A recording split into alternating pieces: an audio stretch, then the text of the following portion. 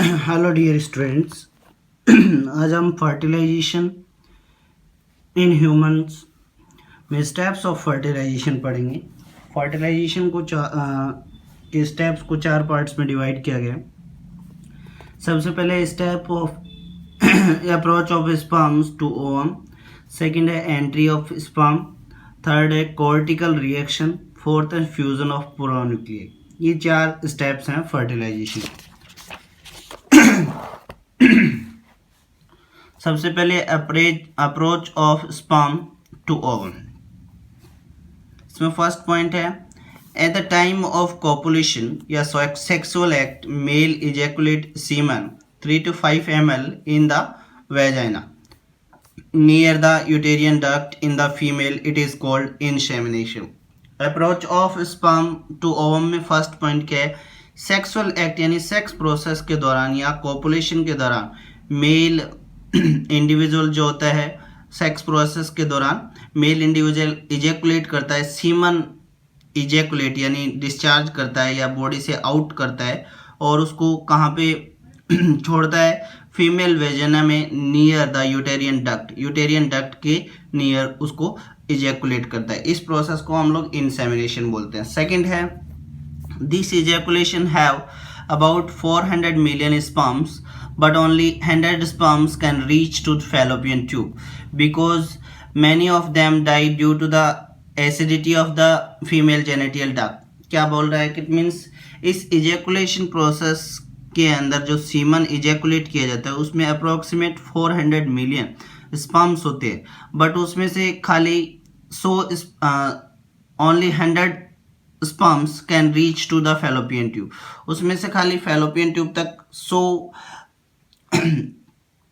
Sperm ही पहुंच पाते हैं। क्यों? क्योंकि कुछ बाकी जो रेस्ट ऑफ स्पर्म्स हैं इस पाथवे के दौरान एसिडिटी और दूसरी कंडीशंस की वजह से फीमेल जेनिटल ट्रैक्ट में डिस्ट्रॉय हो जाते हैं, डेथ हो जाती है।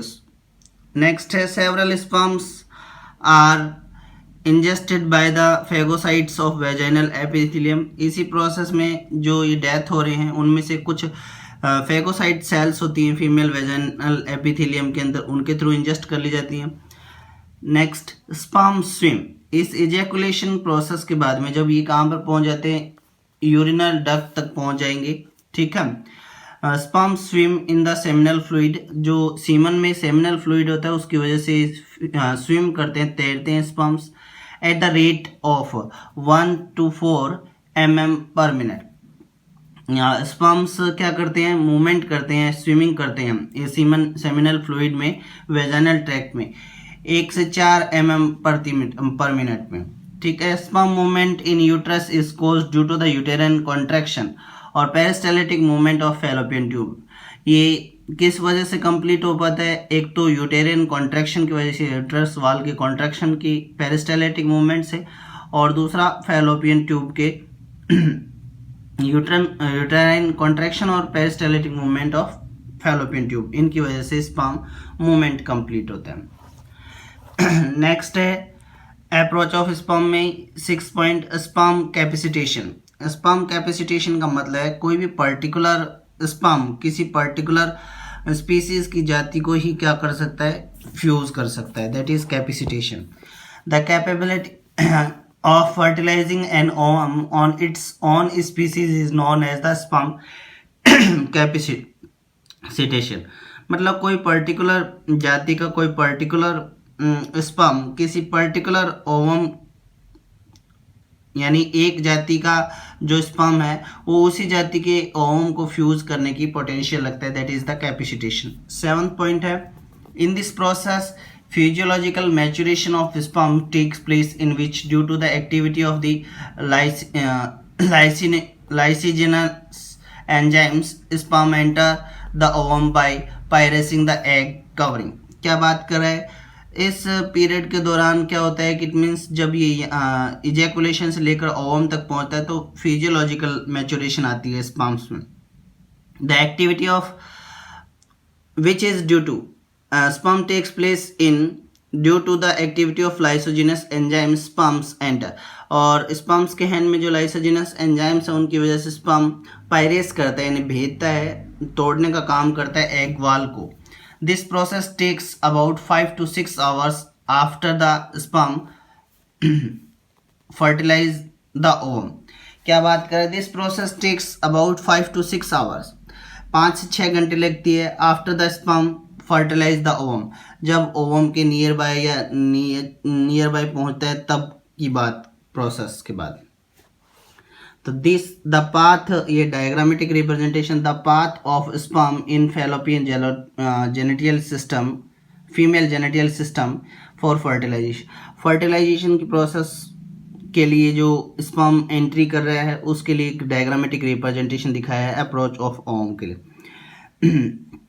ये क्या है अपना वेजाइनल फॉर्मेशन है, ठीक है, वेजाइनल पार्ट है, और ये स्पर्म की entry, these are the sperm ejaculated in vagina, जब सेक्सुअल एक्ट होता है तो स्पर्म मेल पेनिस के थ्रू इस पार्ट के अंदर, वेजिना के अंदर इजैकुलेट किए जाते हैं. फिर यहाँ से ये वाला जो पार्ट है, ठीक है, इस पार्ट से सर्विक्स से होते हुए यहाँ पर यूट्रस में पहुँचता है, ठीक है, सेमिनल फ्लूइड की वजह से ट्रैवल करता है, यूट्राइन कॉन्ट्रैक्शन की वजह से मूवमेंट होता है, तो ये यूट्रस में एंट्री कर गया. दोनों साइड में फैलोपियन ट्यूब है, एक इधर है एक इधर है, हम एक पर्टिकुलर लेके चल रहे हैं. Moving sperms from uterus to oviducts fallopian tube, यहाँ से यूट्रस से स्पर्म मूवमेंट कर रहे हैं कहाँ पर कि ओविडक्ट, फैलोपियन ट्यूब की तरफ, किसकी वजह से, यूट्राइन कॉन्ट्रैक्शन की वजह से, ठीक है. फिर ये फैलोपियन ट्यूब होगी, फैलोपियन ट्यूब में स्पर्म ट्रैवल कर रहा है, यहाँ पर ओवम है, ये ओवम तक रीच करता है. This is an ovary, this is the approach of ovum, यानी स्पर्म वेजाइनल ट्रैक्ट में कैसे मूवमेंट करता है और कैसे इस आगे पाथवे में पहुंचता है. ये फर्स्ट पॉइंट है फर्टिलाइजेशन की फर्स्ट स्टेप. सेकंड है एंट्री ऑफ स्पर्म, स्पर्म की एंट्री.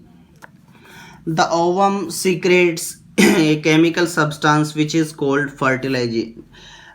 एंट्री ऑफ स्पर्म में दूसरा जो अपना स्टेप है फर्टिलाइजेशन का, उसमें फर्स्ट पॉइंट है the ovum secretes a chemical substance which is called fertilizin. Ovum एक पर्टिकुलर सब्सटेंस केमिकल सीक्रेट करता है जिसको फर्टिलाइजिन बोलते हैं. There are sperms एफर्मिनेट sports where specific sperms with its anti-fertilizing site get attached. क्या बात कर रहा है कि ये जो एंटी फर्टिलाइजिन है ये क्या होता है, एफर्मेटिव होता है, यानी कि कैच करने का, स्पर्म को अट्रैक्ट करने का फंक्शन करता है ऐसे, ठीक है. और स्पर्म के पास में एंटी फर्टिलाइजिन होता है जो इस पर्टिकुलर फर्टिलाइजिन साइट पे एग के साथ में अटैच्ड होता है. By the fertilizin and anti fertilizin reaction ovum and sperm agglutinate together. इस फर्टिलाइजिन और एंटी फर्टिलाइजिन यानी एक दूसरे के साथ में एज ए अट्रैक्ट होते हैं, तो एक रिएक्शन होती है जिससे दोनों नज़दीक में आ जाते हैं और जिसकी वजह से एगुलेट, एक दूसरे के साथ में जुड़ जाते हैं स्पर्म और ओवम. थर्ड है अपना ये स्पर्म एंट्री, सेकेंड स्टेज थी. थर्ड है अपना स्पर्म पेनिट्रेशन. ये स्पर्म की कैटेगरीज हैं अपनी, ठीक है. Approach of sperm ovum, entry of sperm ovum. तो अप्रोच ऑफ ओवम में हम लोगों ने ये पढ़ा पूरा, और एंट्री ऑफ स्पर्म में फर्स्ट पॉइंट ये है अपना, सेकंड पॉइंट ये है, थर्ड पॉइंट है इसी के अंदर एंट्री ऑफ स्पर्म में sperm penetration. Sperm penetration is a chemical mechanism. Penetrate करने का मतलब है कि इट मीन्स भेद रहा है किसको, ओवम को, वो स्पर्म पेनिट्रेशन होता है. In this mechanism the anterior lobe acrosome बोलते हैं, यानी हेड का जो एंटीरियर पार्ट है स्पर्म का, sperm takes part and secrete some sperm lysins which by dissolving the covering of the ovum make a path to sperm in enter. इस sperm penetration के लिए जो एक्रोसोम होता है, स्पर्म का हेड होता है, वो स्पर्म लाइसिन सीक्रेट करता है जो डिसॉल्व करता है किसको, एग कवरिंग को एंटर करने के लिए. Sperm lysins are acidic proteins. Sperm lysin क्या होते हैं, एसिडिक प्रोटीन्स होते हैं. Sperm lysins one of the lysinogenous, इनमें से एक है लाइसिनोजिनस एंजाइम इज हाई हाइलेरोनिडेज। ये स्पर्म है, स्पर्म को लाइसिनोजिनस बोलते हैं, और इस लाइसिनोजिनस में एक पर्टिकुलर है हेलोरिनिडेज विच dissolve polymers of the hyaluronic acid present in the intracellular spaces। Egg के इंट्रासेलुलर स्पेसिस में जो पॉलीमर्स हाइलोरिनिक एसिड है उसको क्या करता है, डिजोल्व करने का काम करता है। कौन? हाइलोरिनिडेज। ये स्पर्म लाइसिन है। Hyaluronic acid keeps the granulosa cells to of the corona radiator together। granulosa और कोरोना रेडिएटर जो एग वाला उनको एक साथ में जोड़ के रखता है, उसको अलग करने का काम करेगा कौन? Sperm lysin. The hyaluronidase piercing enzymes of corona को पायरेस करता है, यानी काटने का या भेदने का काम कर। डिजोल्व कोरोना रेडिएटा को डिजोल्व कर देता है। The acrosin of the sperm dissolve zona pellucida. एक और एंजाइम है, ये जोना पेलिसिडा को डिजोल्व करता है एकोसिन। अभी ये entry of sperm in ovum है, ये अपना सेकंड पॉइंट था, entry of sperm in ovum dissolve है। ठीक है, स्टेप्स ऑफ फर्टिलाइजेशन में सेकंड पॉइंट है अपना entry of sperm in ovum. Ovum के अंदर कैसे है, ये अपनी एग की स्ट्रक्चर है। ठीक है, एग के स्ट्रक्चर में हम लोग ये सबसे अंदर ही अंदर क्या देख रहे हैं, स्पिंडल फाइबर्स देख रहे हैं। ये अपनी फर्स्ट पोलर बॉडी, ये इसका पर्टिकुलर साइटोप्लाज्म है। This is the plasma membrane. ये जोना पेलिसिडा है, ये कोरोना रेडिएटा है, और this is the entering of sperm in ovum. Ovum की एंट्रिंग है इस पर्टिकुलर। पहले कोरोना रेडिएटा को पायरेस करेगा कौन? ये पर्टिकुलर हाइलोरिनिडेज। इसमें कौन सा कोरोना हाइलोरिनिक एसिड की वजह से जो ग्रानुलोसा और कोरोना रेडिएटा एक साथ में, उनको हाइलोरिनिडेज एंजाइम पायरेस करता है। फिर दूसरी को, अंदर वाली को, इस जोना पेलिसिडा को एकोसिन पायरेस करता है, जिससे स्पर्म एंटर कर जाए। This is the entering of sperm.